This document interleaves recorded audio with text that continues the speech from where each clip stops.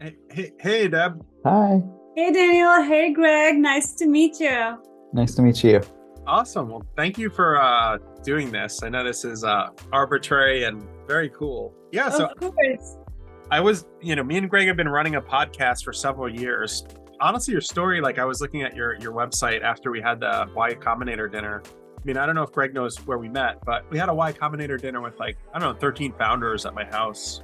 And it was awesome. It was like a really fun event. And I feel like it was like post-pandemic where like a lot of people didn't have the community of YC for a long time just because everything was like fully remote. So for me, it was really strange. Not gonna lie, I was like, oh wow, people in like a large gathering and we're doing these events again and made it like really fun. But Yeah, I mean, we definitely were excited to be invited to some place.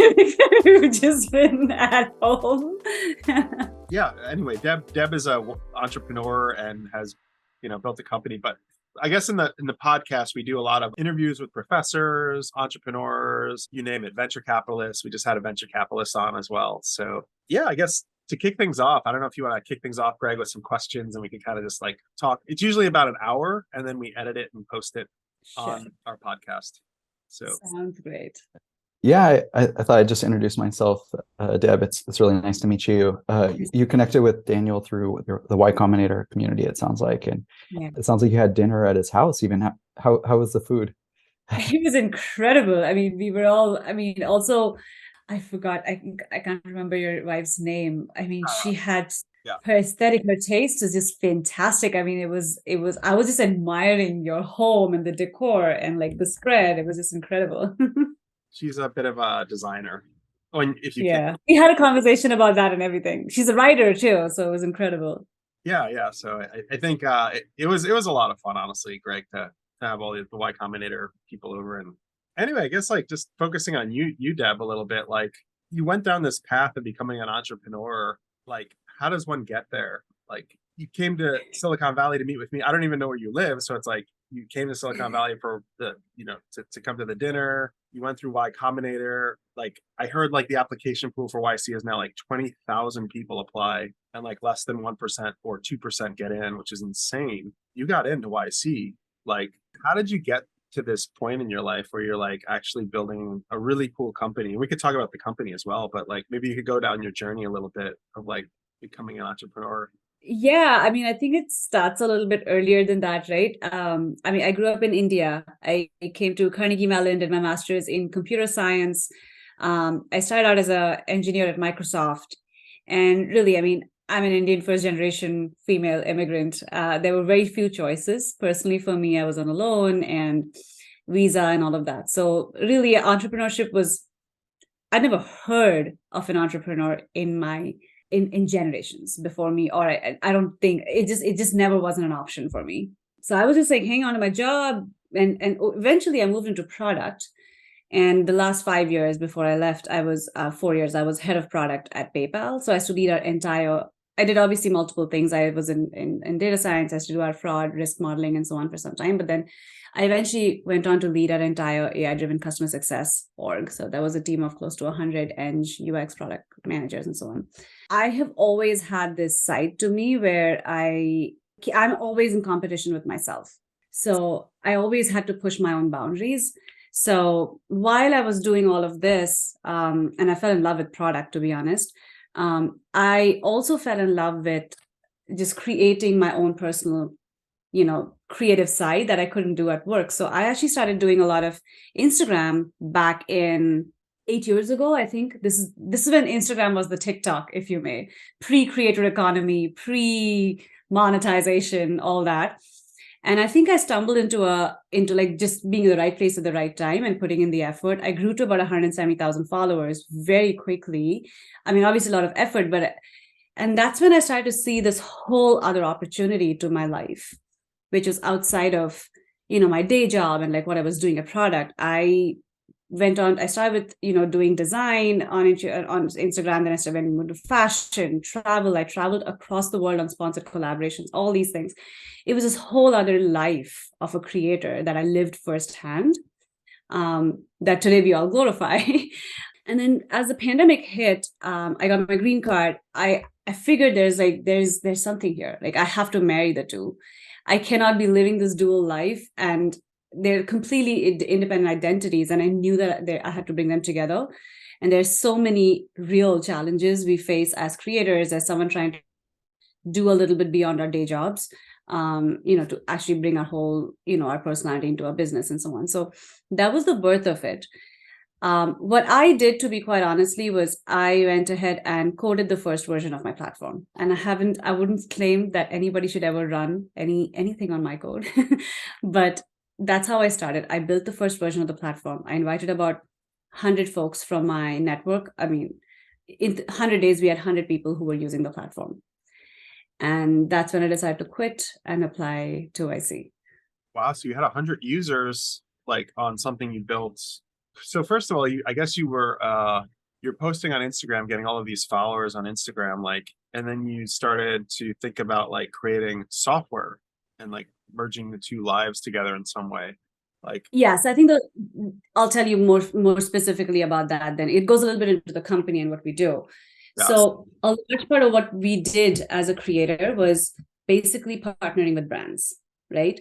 And initially, I would say even until maybe 2 years ago, I did a lot of what a salesperson would do, and it came somehow naturally. I'd do a lot of cold pitching. I would find emails, email them, and build partnerships and do collaborations. That's how a lot of monetization happens even today. More than 70% of creator monetization happens by brand collaborations through the influencer marketing budget. But over time, it started becoming very competitive. There are 50 million creators, and probably 1% of that will ever book a brand deal, right? And it's like trying to get a new gig every single time you're putting yourself out there. But I had invested so much in building an audience that is hooked into whether I baked chocolate chip cookies or I gave a keynote at Women in Product, right? So I knew that this is something that I own, right? This is my own. There must be a way that I can monetize it. And it came organically, actually. It was completely outside of this. I started getting a lot of people asking me for, Deb, you did a PM, you were talking about a PM playbook for your startup. Can I get access to it? Or Deb, you were talking about, mentoring for first round. Are you mentoring other people? So it came from places where people wanted to see and work with me as an independent expert or a consultant or a business owner. And I wanted to see how can I monetize that. So I started building a platform for it. Starting a company is really hard. So you just started coding? Like you just open a PC or Mac and just started coding? So I feel like coding, that's why I feel like coding is just, engineers are going to come after me if I say that. So my first version of what this was actually a WordPress, not even a WordPress, but a Wix website with a booking page. And I'm talking about a couple of years ago when Calendly wasn't as widely, we weren't using Calendly as widely. So it's one of those like booking widgets, essentially. And I got booked out like in 24 hours, I had over 50 bookings. So I was exhausted. But that's when I knew like, this is not what I want to do. Like, I don't want to be a consultant. That's not my dream. I want to build for millions of others. So then I actually remember I was going off we were leaving for a trip to Greece, and the entire plane ride, I was trying to look up what can I do to start offering this. So my first instinct was to actually build a marketplace, and there's like a whole bunch of marketplace themes that you can download off of WordPress. So my first version of the product was actually like a PHP based marketplace theme.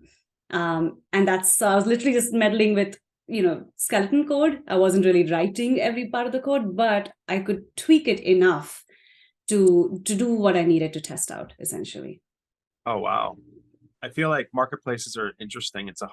That's something that Greg's startup is also a marketplace. He runs a startup, and I feel like it's a two-sided problem, right? Like you have to get one side, which is like, I guess the users, and then the other side is like people that like want to buy something, and you just kind of have to collide the two together and make something really interesting. So I guess like your Instagram following grew really fast, and then you had that one side of it where people were just like, there was a pent-up energy to like talk to you. Yeah. And you saw that other Instagram influencers had the same problem in a sense. Is that right? Is that how you made that? Exactly that. Like, honestly, it was the marketplace was definitely not the right solution because I wasn't trying to facilitate supply. I wasn't trying to facilitate demand. The demand is driven by you, right? You already have the audience. So I was really trying to provide, end of the day, what I'm doing today is actually what I was trying to provide. I was trying to provide a business in a box toolkit for the supply side. and they figure out how to get demand. They already have demand. So that's when they would use this. I'm curious about the product mission now. How is it that you're empowering entrepreneurs? Or what kind of tools are you giving them? So there's a lot that we can do. So at this stage we are at, we're trying to be really narrow and focused on who we can and what we can do and how we can serve. So the main thing we've seen is I'm trying to focus a little bit more on actually tech product creators. So people like me who are tech focused, trying to offer coaching, trying to offer, my digital playbooks and so on. So in 3 steps, what we do is 1, we make it really easy for you to create a landing site, if you may, where you can create custom packages, there's payments, checkout, and so on built in. So that's number 1, and it takes 5 minutes to go live. The second we're solving for is actually the one-on-one, the scheduling, the video conferencing, that portion. And the third thing that we are trying to do, which is the part that we're building now that's come about, is actually the management, the streamlining.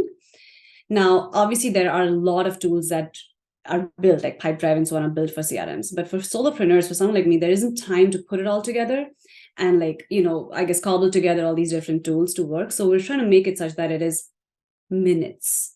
For you create a website and everything is so automated for you with common sense workflows that it is really easy for you to start managing the business. What stories have you heard from your users that have been most successful, on the platform? There's some crazy stories. So some folks have essentially a lot of them are using on LinkedIn, if you may, because there's a lot of layoffs that are going on. So we're seeing a lot of product leads or even people who've been laid off trying to say, hey guys, if you've been laid off, I'm willing to offer one-on-one mock interviews, or I'm happy to do resume reviews. Share the link. And as a result, they share the link, but instead of a Calendly link, you're sharing your site. So instantly someone gets to see what your brand is like. They book the time, but they also see all the other resources you have. So there's a lot of, I guess, quadruplying or multiplying effects for sharing that one link. That's essentially what you're seeing. Interesting. So I guess I envision office hours, and a lot of people want to provide office hours. You have professors at schools that would be happy to give office hours for a startup. Whatever it is, genetics. So they say there's a professor in genetics and there's a startup that needs that kind of need. You kind of fill that void as an office hours tool. Is that the right way to think about it? Or it's way more than that, but that's a piece. It's definitely a piece of it, because I think people are craving that one-on-one time. But also I think the part that I have stumbled into, to be honest, is I think a lot of us have associated for the longest time ourselves with our company, right? So if I'm in the job market today, whether I have a job or not, a lot of the way someone would judge me is based on my resume or my LinkedIn page. But my LinkedIn page is largely associated with the reputation of my company. If I'm a Meta PM, there's already this hierarchy, the FANG companies versus the other companies. There's nothing about me that is unique and identifiable on. So there's people are looking at this as this is my brand. I offer coaching. I gave the keynote. I do all these other things. So I'm instantly different from yet another PM at Meta. So that's actually something that's come about in addition to obviously the services. Okay. So you're kind of you're flipping things on its head where everyone who works at Zoom, they work at Zoom. They clearly know about video conferencing, but it's Zoom that makes them who they are. You're saying, no. It's the person who makes Zoom and they need their own personal brand. And you can reach out to that person about the way they think, instead of it being the company itself, the large company that has all. Yeah, that's my whole I want to change the whole narrative on professional careers. I want for people to take their professional expertise and turn it into their personal brand. My knowledge and my skills don't belong to my employer; it belongs to my brand. So how do I enable that? Got it. So you take a large company like Facebook, you kind of clump all the employees into one bucket. They all know about social networking really well, or augmented reality really well. They all know about that. But you're saying no. These are individual people who have expertise of their own, and they shouldn't just be clumped into one big organization. Interesting. Mm-hmm. And I guess you did that, you branched out from, was it Microsoft at first, or was it? I bounced around. I felt no place was satisfying enough for me. I was eventually at PayPal. Yeah. Okay. Yeah, I saw you were at Microsoft, Nokia, Cisco, Oracle, IBM, Hitachi, and PayPal. That's Yeah. incredible. They couldn't keep me down. I had to start on my own. And you had the challenge of the visa, right? To work for that. Was it challenging to like jump between companies with that going on, or what was your strategy on that? I'm glad you asked me the question, because I feel like nobody actually gets into how hard it was for someone, like for so many of us. It was not like, if I didn't do what I actually ended up doing, I would have still been an H-1B visa holder, just holding a dream.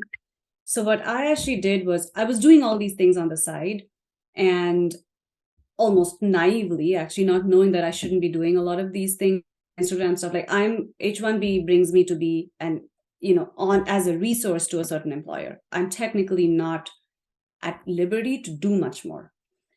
So I actually approached my my SVP. I approached my boss, who's my SVP. I'm so fortunate, to be honest, to have a lot of like sponsors when I was at PayPal. So I had a lot of support. I approached my SVP and I said, I want to move out of the US. I want to move to Canada. I'll work for Canada PayPal, but I have to start pursuing my dreams. Like, this is not working out for me. And he said, you're going to uproot your family, you're going to do all of this. I was like, yeah, I have to. So my husband's going to stay here. I'm going to move, all these things. And he felt really badly. And he said, let's try and get you the best legal team at PayPal to help you file for something called as an EB-1A, which is the extraordinary visa. It basically means that you've really driven this much of dramatic, tremendous value for the country, not for the company, but for the country, that the US government awards you this. So he said, I'll get you the legal team, but you have to be worthy of the profile and to fit. So there were certain things I had to do. For example, one part is I had to prove like revenue that I've driven over the years for like different employers. So I was able to get recommendation letters from C-levels at the previous companies I'd worked at, as well as at PayPal. But the other two things were really hard. And I think that's where like the other aspects of my life helped. I had to be quoted in media articles. You don't get to do that just as an employee at a company. So I had to like fight out of my way, get featured on Forbes and so on, get that information in. And some other stuff that I had to do, essentially, like, women in product, all these things, recommendation letters, and really build a case. Because if I hadn't built my case, I was waiting in a line for 25 more years to get my visa, and maybe more. We submitted the petition, and in 15 days, I got my green card. It's ridiculous. I think it's crazy. I just wish I had done that 5 years ago. I just waited for like so many years to wait to do this. But thank you for asking, because it was a massive undertaking to make it happen. It sounds like that senior vice president at PayPal really believed in you and wanted to open the door to opportunity for you, and just opened up all these resources. Was he a mentor that you would sort of reach out to over those 4 years, or what was could you tell us more about that relationship? Yeah, I mean, I think I feel like I have been blessed with multiple people in my leadership team. My senior director, my VP, as well as my SVP have all been very invested in my growth. So I got a lot of opportunities to do what they call entrepreneurship within the company itself. So I did a lot within PayPal with driving, much like what I do externally, like driving product leadership boot camps across the company. I led multiple initiatives that are even outside of my job description. So I do know that I was in the good faith of like a lot of senior leaders, and they really believed in my vision. And I also think the last thing that he did tell me was, when I got the green card and I gave the resignation, he said, I knew you were going to do this. He knew he couldn't hold me all for long. But it's amazing that, he's still a mentor. He's still an advisor. So I am immensely grateful for everything that they've done for me. Just going back a little bit, like reversing, like leaving your home and your family where you originally came from, that's a stressful event. And I feel like a lot of entrepreneurs like move, right? And like, why move? Like, what was like pressure point for like moving? Like, why do that? It's such a good question. I think at the time that this is my own perspective. It may be completely different for different people. When I started, I was a child in a very middle class. I was a girl in a very middle class, humble home. We had very, very limited resources. Like, I've never traveled in an airplane before I came to the US, ever. My mom had never either. So we came from a very humble background.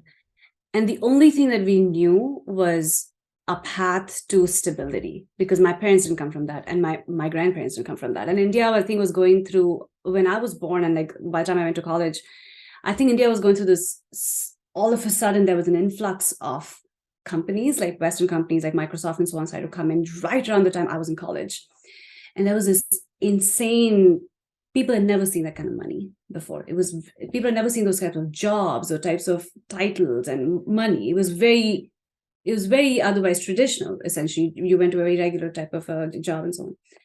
So there's almost like a gold rush of sort, and people knew that to get to the next level, you have to go out to achieve the dream. If anything, I feel until my dad's generation, I don't think people actually knew what the dream could be, and you needed to be very wealthy to be able to even have the luxury of having the dream and to come here.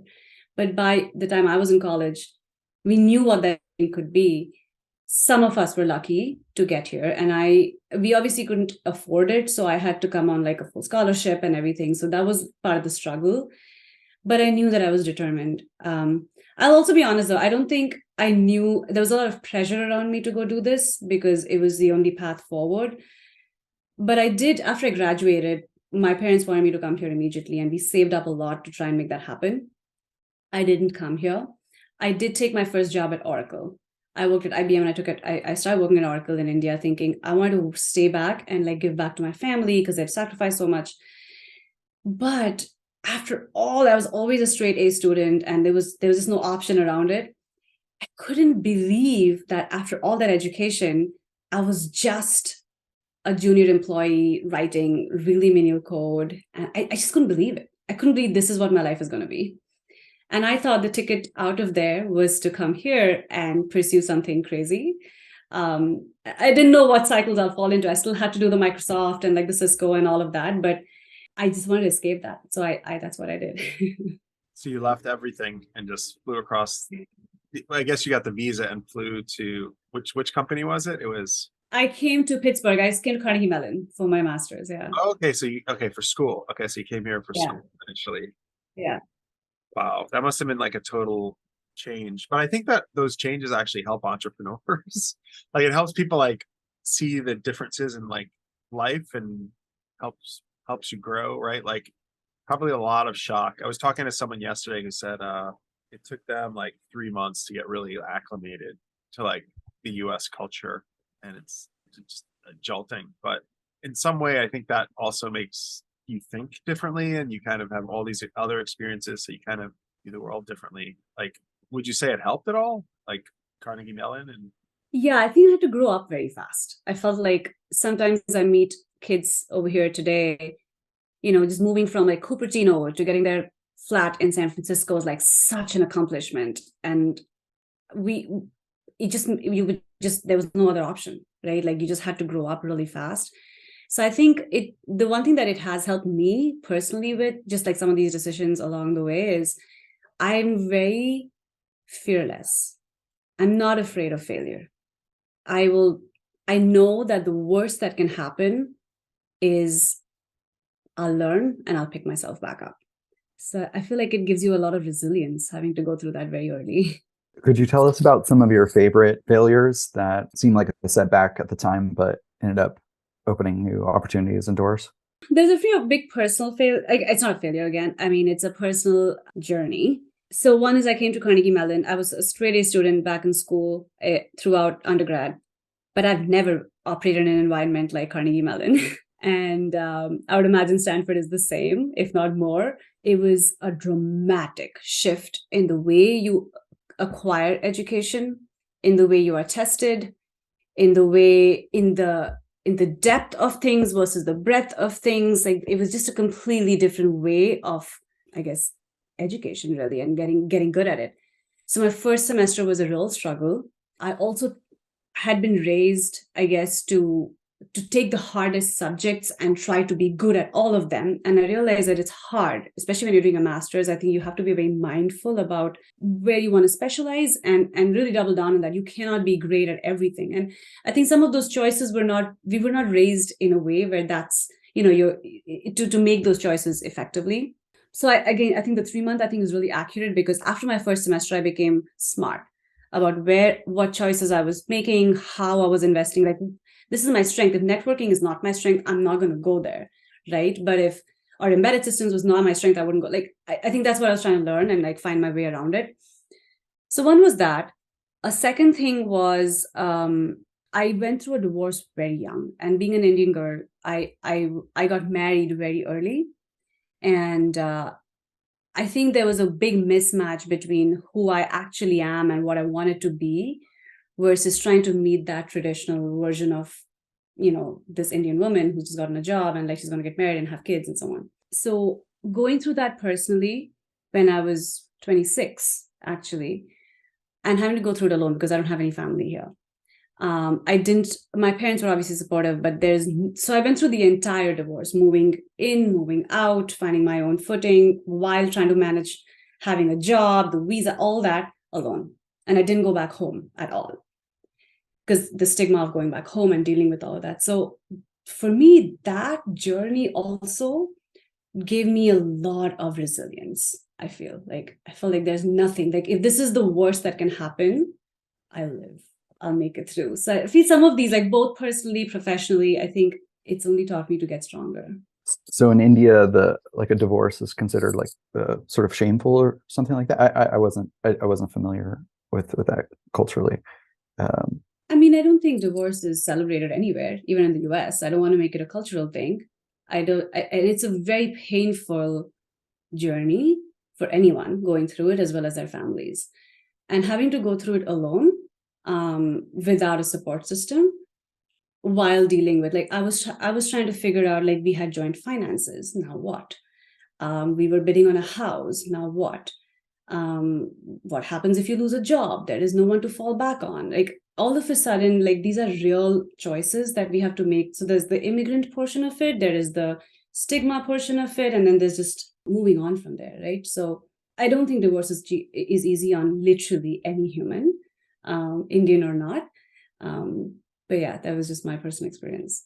I do think everybody has this picture in their head of what their life is initially. And you go through life and things happen, like you got Carnegie Mellon. It's insane. And then you went to Y Combinator, like your life. I don't know. I think people that get into Y Combinator, a lot of them don't expect to get into Y Combinator. Yeah, that makes sense. And all the weird things in life, I think life kind of throws a lot at all of us. So I feel like the people who can navigate that well and learn in the process, it's just really, like, I don't know, it helps them grow as like people, I guess. Yeah, that sounds like one really, that sounds like one that is a huge learning. I guess, like, once you picked yourself up from that, like, was that like around the time you were working, or was that like when you were starting the company, or is that pre? No, that was actually when I was quite young. I mean, that was when I was around 26, 27. But that's, I think, where I think I realized I'm not happy being an engineer. I was already 5 years or whatever in. And I think, you reach that point where you're like, are you really amazing? Like, my whole thing was, am I amazing at this? And I wasn't. I could clearly see people around me much better than me. I had to work a lot harder to achieve the same results someone else did. So I started to sort of self-reflect, and I didn't know if product was for me. I didn't know if marketing was for me. I didn't know what was for me, but I knew that engineering was not where I'm going to shine and excel. So I started again. I do this a lot. I'll just take stretch projects and start experimenting to see what my next goal is. So I started taking some projects within Cisco. I was at Cisco at the time, and I started doing some technical marketing projects. And from technical marketing, I was introduced to product. And long story short, I got acquired. So I applied to a company that was actually a startup that was getting incubated into Hitachi at the time. And I didn't want to be a product manager at some company that nobody's heard of. I wanted the mentorship and the guidance, but it doesn't always happen that way. Like, everyone wants to be product manager at Google or Facebook, right? Like, everyone's going for the shiny objects. So I took this opportunity where I was the only PM. There was no structure, there was nothing, but it was literally the biggest growth I had, because I not only did product, I did sales collateral, I did enablement, I did pricing strategy, like things I would have never done. I never got to do after that, to be honest. It was an immense learning. And I think I became an excellent product manager just by the virtue of having to do it all. So having that courage and that growth and just like open-mindedness, right? Like not having that this is what your life needs to be and these are the jobs and titles you should have. Just go give it a shot and see what happens. I think that it gave me that freedom of thought, which I felt like I didn't have earlier. And it's been sort of an upward journey from there. Like fast forwarding to that time when you were at PayPal and you were almost ready to like move to Canada, and you went to your boss and said, you're not fulfilling your dreams. What were some of the dreams that were in your mind at that time? Did you have like kind of a clear vision, or was it just like sort of this I'm unhappy? Like what was driving you then? Oh gosh, it's embarrassing. I mean, I basically so at the time I already had the first version of the product and I had those 100 users. And I was not shy about it. So I was all over LinkedIn celebrating every single booking, GMV, any goal. That was my whole thing. So it was no secret that I was trying to do something on my own. But at no point did my work suffer, because I actually never thought that entrepreneurship would be the path I go through. It was always going to be something I did on the side. So when I went to him, it was very much sort of, I'm suffocated. Like I need to do more. And it's not you. It's the country and it's the laws. So I still want to work for PayPal. What can you do for me? And he tried to find a lot of options. So he's tried to find an option with Singapore, Canada, different things. And he was really concerned because at the time it was the Trump presidency. And he said, Dev, I don't know if the rules will change, right? When you come back. So like you are taking a massive risk if you do this. And I said, I'll do it. Worst case, I don't come back. We'll figure it out. But he really went out of his way. And he said, let me find out what the options are. He spoke to our HR business partner. And she said, before you leave, let's try this one last Hail Mary. And it worked out. It's definitely, I think it's always stressful when you're in the back of your mind, you have your visa. Also, it's that stress, like it's massive.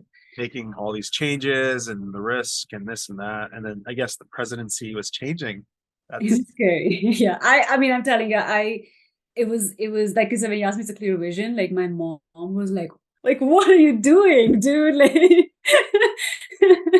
but I will say I'm remarried now, and I think my husband has been an incredible support system. He said, just go. And he's in sales, so a lot of his job is very regional. And he said, you go, you do your thing, we'll follow you, you know. So I think that's been game changing for me to have a partner that's that supportive. Oh, that's awesome. That's awesome. Yeah, no, it's interesting that side of it. I guess another question for you, like, so you left the company and you got your visa after you left your company, or right before you left your company? No, I got the green card, and I waited 6 months before I actually left. Because I mean, you get it and then you're like, okay, now's the moment of truth. Are you going to do it? It took me a while to actually take the leap. But I did eventually take the leap within 6 months. Wow. And then, but you didn't get funded by Y Combinator. You just said, I'm going to leave. Yeah, I just left. Yeah, I left. No investors, nothing. Yeah, nothing. Yeah, and that's when I realized that I think the business model I had was bad. I was never going to, the unit economics were not going to work. I had to like really go deep into what the vision is. How am I actually going to make money? How am I going to, let's go to market? Like it really made me question all the things I was not questioning because I had a job. Yeah. And it was just you? Were there any other like people like you had working? And no, it was just me. Oh, wow. So you were just going off. Founder. Yeah. Greg's a single founder. So I had, when I started my first company, it was 2 founders. So I had that emotional support system in some way. I will never do solo founder again, though, if I can help it. Really? Yeah, it's a lot. Greg. You tell us, Greg. I don't know.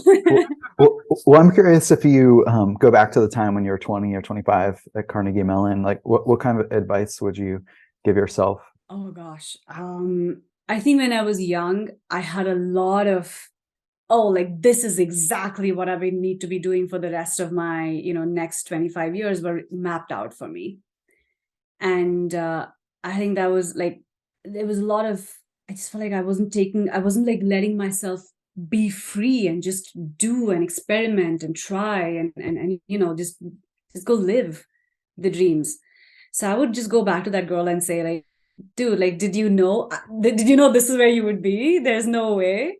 So I wish I was a little bit more free and less critical of, the choices I was making. I think that's society. Society puts that on all of us in some way, right? Like Yeah. every culture puts that pressure in some way. Yeah. A lot. Yeah. Oh, and then what does freedom mean to you? Is it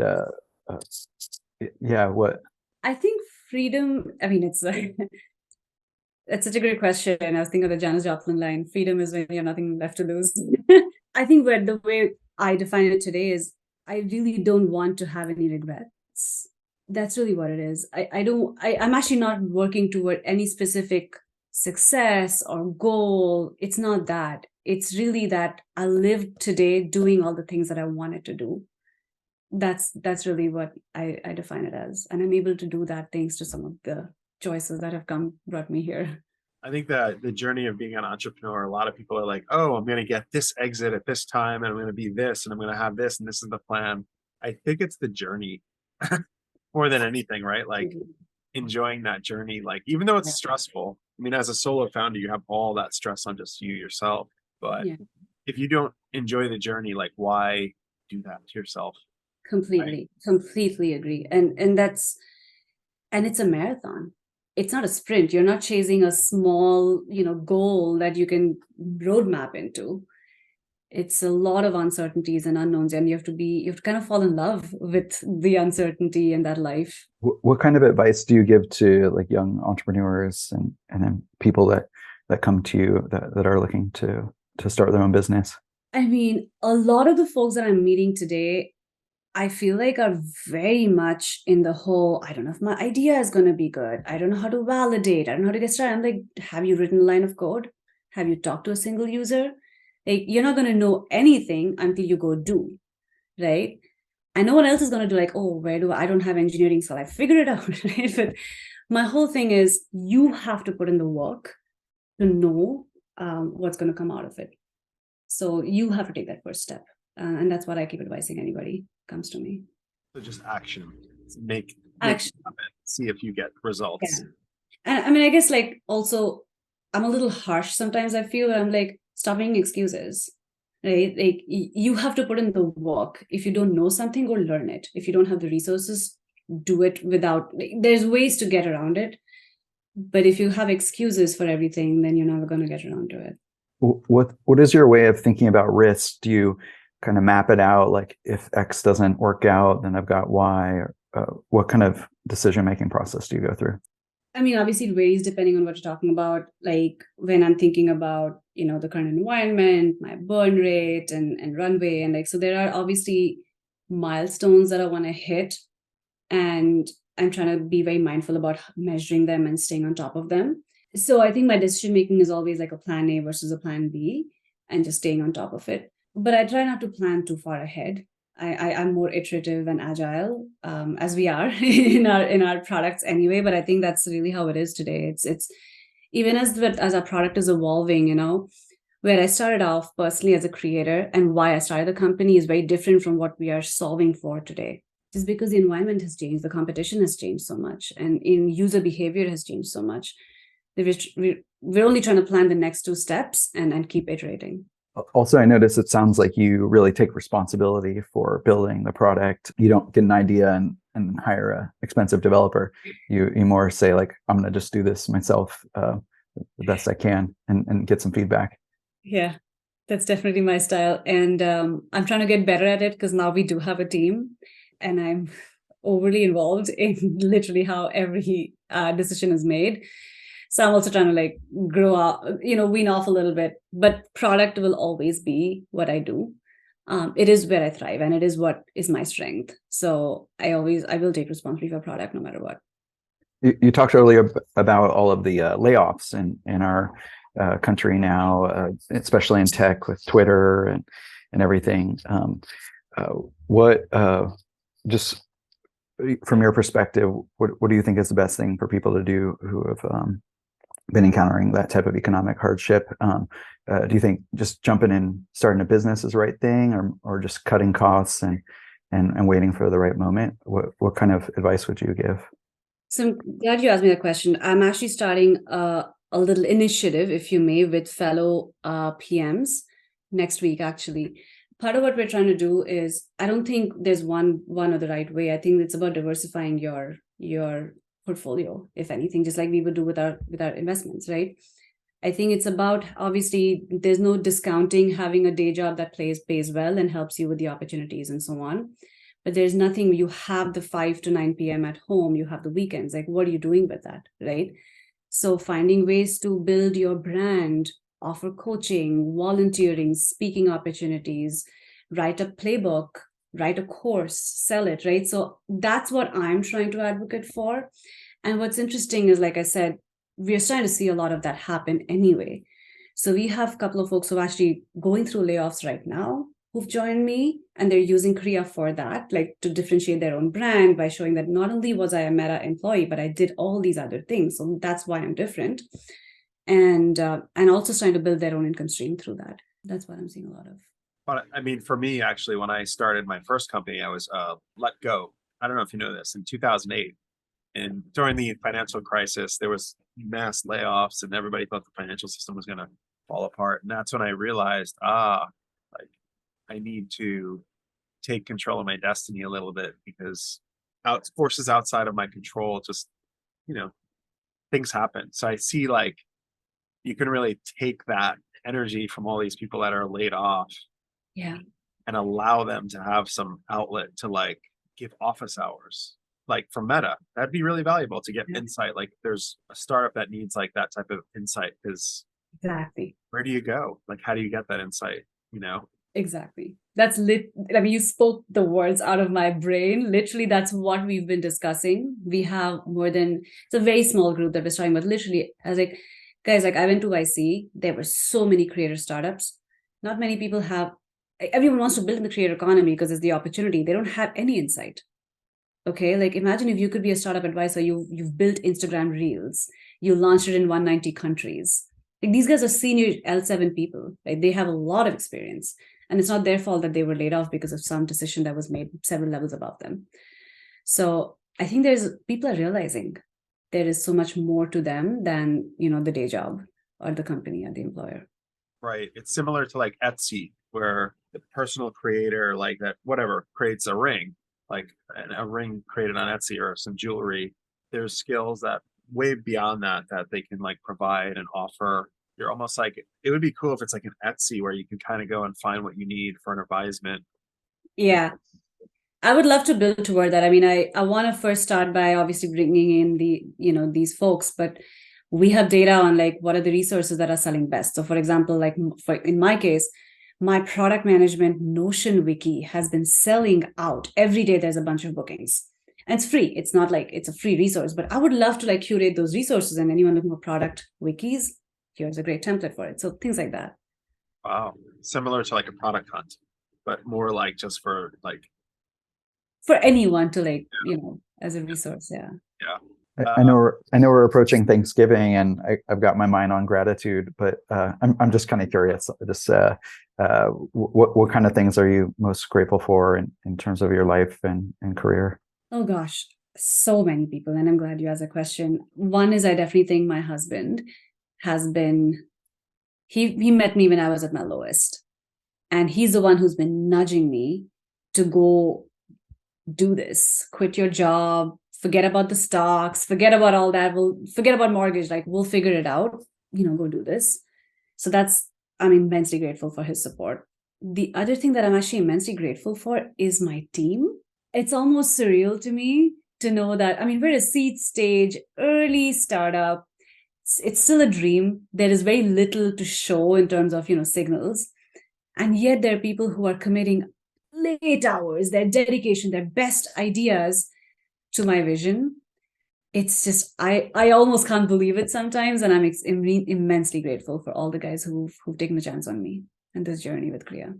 How are you building your team? Are you especially hiring overseas developers, or are they locals that you knew from your time at PayPal? So my CTO, no, we've been largely trying to hire startup engineers, not big company engineers. It's just a very different DNA, I feel. So my CTO is actually an early stage LinkedIn employee. He also has he's a serial entrepreneur. He's taken companies, to like exit and like public and so on. So very seasoned engineering leader. So he essentially has put together our team, which is mostly overseas. And we do have one stellar engineer who's local, based in Florida. So that's kind of the composition. So we have back end, front end, full stack as a mix, but mostly the roadmap is controlled by the execution is controlled by him.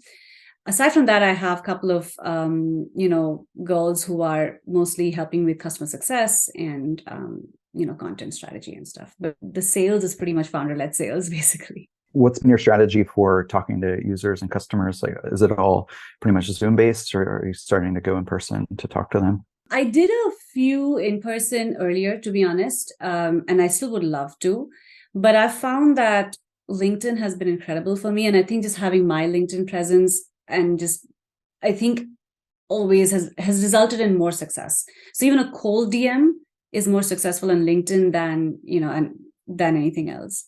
So that's how I'm essentially going after users. I found the same thing. LinkedIn is incredible. You just find people. Yeah. And people are so like open, responsive. Yeah. I've had similar experiences. Yeah. And I think at the stage we're at, there is also a lot of full service type of, I'm not saying here's the link and go sign up and figure it out, right? So I'll try and get them on a call and I'll set them up entirely so that I also get to hear firsthand the feedback, the struggles, and the opportunities. So that's really how I'm going about it. What's been the number one kind of wow epiphany you've experienced as you've been doing your interviews? Actually, I think it's discovering the user persona. Because, I think generally when I started out, it was a lot about creators. And like, there's so many types of creators. I've been a creator and so on. Actually landing at the persona where repeatedly every single meeting is resulting in, oh shit, can I get on now? Can I start sharing this now? So I think landing at that persona, for me in this case, is like tech folks is really where I've landed.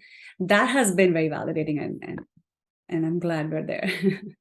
Awesome. Yeah. So I think we're coming up at the top of the hour. Greg, do you have any final questions, or do you want me to ask a final question?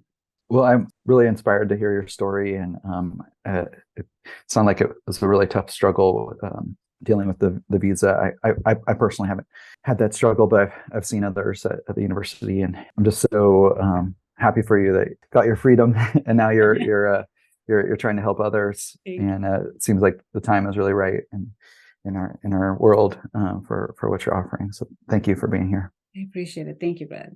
Awesome. Well, thank you so much, Deb. This was awesome. So I guess next steps, we will edit it and then we'll publish it and we'll send you a link to it and you can use it wherever you want. I love it. Thank you. I am so grateful, folks. Really, it was such a chance encounter with you, Daniel. I had such a wonderful, moment, and thank you for inviting me to today's podcast. Appreciate it. Awesome. Well, this was great. All right, guys. Well, I think that's it. Awesome. All right.